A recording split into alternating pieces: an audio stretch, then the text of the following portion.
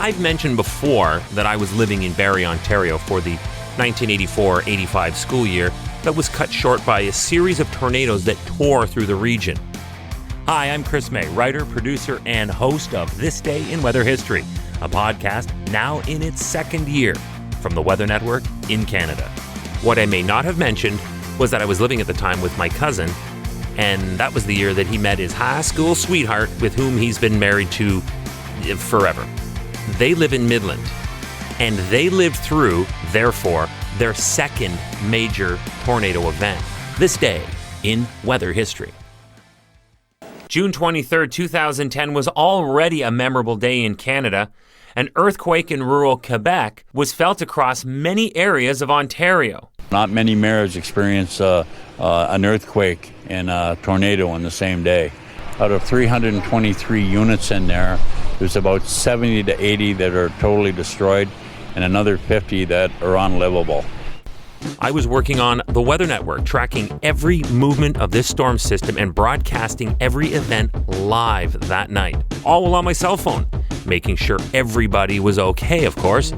The tornado that tore through Midland in the early evening hours of June 23, 2010 ripped roofs off homes and businesses, uprooted trees, and flipped trailers as if they were toys. Southern Georgian Bay, Ontario Provincial Police spokesperson Constable David Hobson said that he personally watched in awe when the wind picked up a full-size trailer and moved it 5 meters.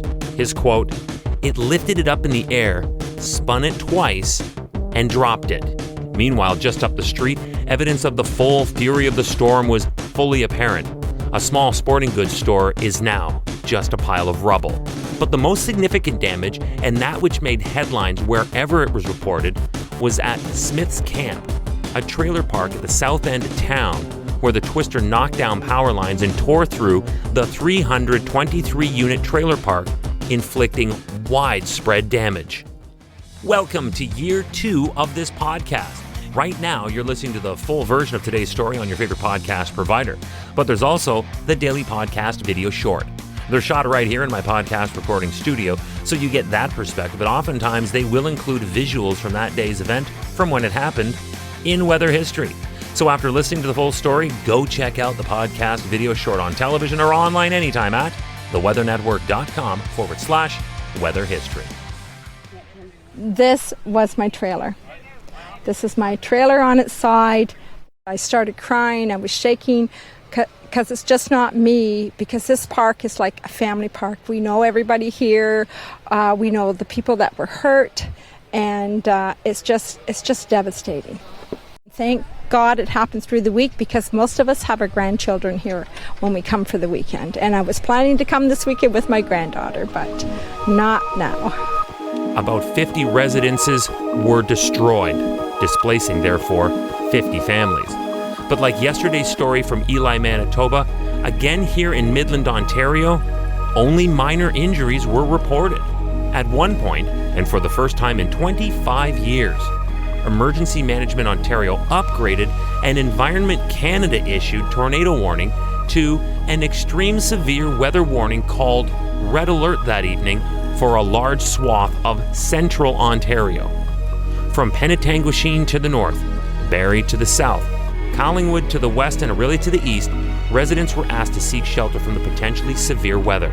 Environment Canada had also issued a tornado warning for Barrie, Orillia, and the Penetanguishene area, a warning that extended northwards to Peterborough and the Kawartha Lakes area later that evening. Meanwhile, elsewhere in the town of Midland, high winds knocked down trees, damaged several local stores, and ripped the roof off a Honda dealership, where many bystanders raised serious concerns because they claimed they could smell gas. Nearly every vehicle on the grounds of that Midland Honda suffered smashed windows. The tornado was registered as an F2 storm that saw high wind speeds between 180 and 240 kilometers per hour.